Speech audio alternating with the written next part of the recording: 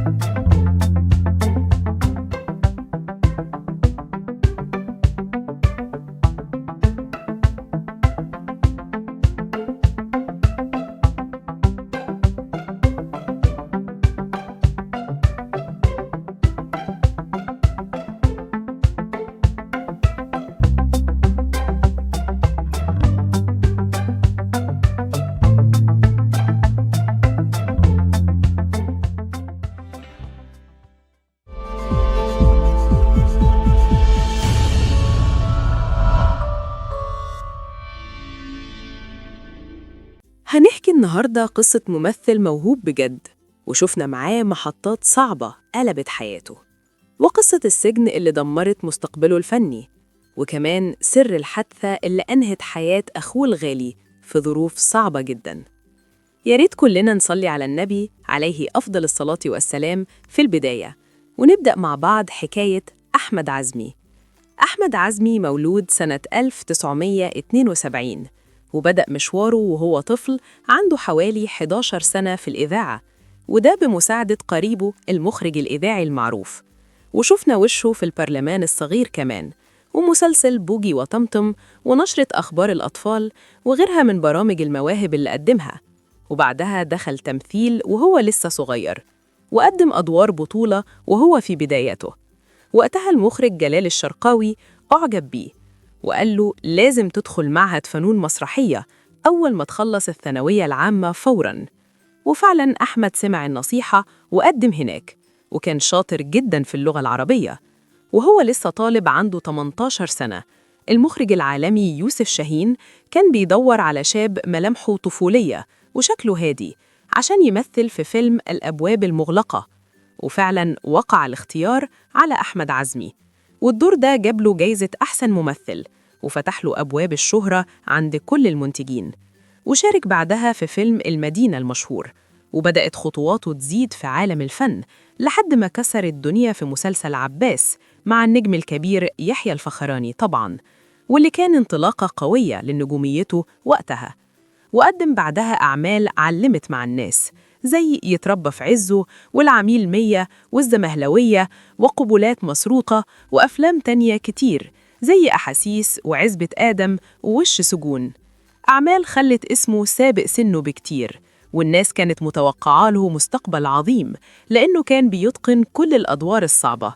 وبالنسبة لحياته الخاصة، أحمد اتجوز بره الوسط الفني من واحدة مثقفة جدا، والدها صحفي كبير واسمها دينا كامل، خلف منها ابنه الوحيد واسمه آدم. وكانت حياتهم في البداية هادية ومستقرة، لكن في سنة 2014 حصلت أزمة كبيرة خلتهم ينفصلوا تماماً، وطلبت الطلاق بسبب المشاكل اللي حصلت، والقضية اللي دمرت حياة أحمد عزمي وخسر بسببها بيته وابنه ومستقبله كله. لكن قبل ما نعرف تفاصيل القضية لازم نحكي عن مأساة قتل أخوه، الواقعة اللي هزت كيانه وغيرت شخصيته. في سنة 2011 حصلت الكارثة، أهله لقوا جثته غرقانة في دمه جوه شقته اللي في منطقة الهرم، والتحريات كشفت إن القاتل صديق مقرب، لكن الصدمة إن سنه 17 سنة، والجريمة دي حصلت في شهر رمضان، والقاتل كان داخل يسرق الموبايل والفلوس. ولما أخوه كشفه خاف يتمسك وقتها، وقرر يخلص عليه بآلة حادة وغدره، وضربوا أكتر من 12 طعنة قاتلة في مشهد مرعب تقشعر له الأبدان. والحكم كان بفرقان الطفل بحد أقصى 15 سنة سجن، بس للأسف الشديد. والواقعة دي دمرت نفسية أحمد عزمي، ودخل في نوبة اكتئاب حادة جدا، وبدأ يروح لأطباء نفسيين عشان يتعالج، واعترف إنه بدأ ياخد أدوية جدول فيها مواد مخدرة عشان يهرب بوجدانه، وكان بيحاول ينسى الوجع بأي طريقة، لكن الطريق ده كان بداية النهاية. أما الأزمة اللي قسمت وسط أحمد كانت سنة 2014 بالظبط، وهو في شرم الشيخ في كمين البوليس. البوليس فتش العربية ولقوا أقراص مخدرة، وكان معاه واحدة قالوا إنها مشبوهة، وتم القبض عليه وهو مش واعي، وخدوه على القسم وعملوا المحضر اللازم، وتعرض على النيابة واتحبس 4 أيام، وبعدها تجدد له 15 يوم كمان لحد ما المحكمة حكمت ب6 شهور، ونفذ العقوبة فعلا جوه السجن هناك. لحظات صعبة عاشها ورا القضبان الحديد، ووقتها زوجته صممت تتطلق منه رسمي رغم إن كان في مشاكل قبلها، بس القضية دي كانت القشة الأخيرة. ناس لامت عليها إنها سابته وقتها، لكن محدش عارف هي شافت إيه ولا حجم المعاناة اللي عاشتها معاه. وطلعت أخبار إنه أدمن المخدرات والخمور، والحاجات دي خربت حياته تماماً للأسف. وبعد ما خرج اكتشف إن زوجته غيرت مكان سكنها وأرقام تليفوناتها كمان، وما بقاش عارف يوصل لابنه خالص وقتها، وحس إنه وحيد في الدنيا دي. وبعد خروجه ظهر في برامج كتير وقال إن القضية كانت متلفقة ليه، وإن الأقراص دي كانت علاج لعظمه لأنه عمل حادثة في مشهد تمثيلي، وكان بياخد ترامادول كمسكن بجدول طبي. لكن في لقاء مع وائل الإبراشي قال كلام تاني خالص ومختلف تماماً. قال إنه ما كانش معاه حاجة أصلاً، وإن ال14 قرص دول اتحطوا له، وإن المشكلة بدأت بخناقة مع ضابط عشان صوته عالي عليه في الكمين، وكان معاه أصحابه وسواق في العربية. والكلام ده ممكن يكون صح وممكن يكون غلط، وإحنا بننقل الحكاية بس. والناس سألت ليه صحابه ما شاهدوش معاه. قال عشان ما كانش عايز يورطهم معاه، وأنكر إن كان معاه واحدة مشبوهة أو إنه متجوزها عرفي زي ما اتقال. لكن حصلت مفاجأة في برنامج الإبراشي. في ست اتصلت وقالت أنا فلانة، أنا اللي كنت معاك في العربية، وإنت ليه بتنكر إن زوجتك العرفي، وإنك أنكرت ده في النيابة كمان. أحمد عزمي أنكر إنه يعرفها خالص، والمكالمة اتقطعت ومحدش عرف الحقيقة فين. والجمهور وقتها انقسم بين مصدق ومكذب، واتكلم عن فترة سجنه بوجع كبير، وقال إن مفيش فنان سأل عليه ولا حتى إخواته زاروه في المحنة. الوحيد اللي كان بيروح له هو والده بس، وأكد إنه تعامل معاملة قاسية جدا، واتنقل بين 5 سجوج في 6 شهور بس، وكأنها تصفية حسابات معاه، وكان بيحس بالذل والمهانة كل يوم. وبكى بحرقة لما افتكر مراته وابنه، وبعت لهم رسالة اعتذار على الهواء مباشرة، وقال سامحوني أنا ضيعت نفسي بجد. واتضح إنه اتمسك قبلها بسنة كمان في قضية مخدرات، بس ما خدش حكم، يعني كان في سوابق قلق للشرطة. وبعد ما خرج نجوم كتير ساعدوه عشان يرجع يقف على رجله تاني، وحاول يلم شتات حياته اللي ضاعت، وبدأ يرجع للفن بخطوات هادية جدا، لكن برضو لسه في جرح كبير بين النجوم.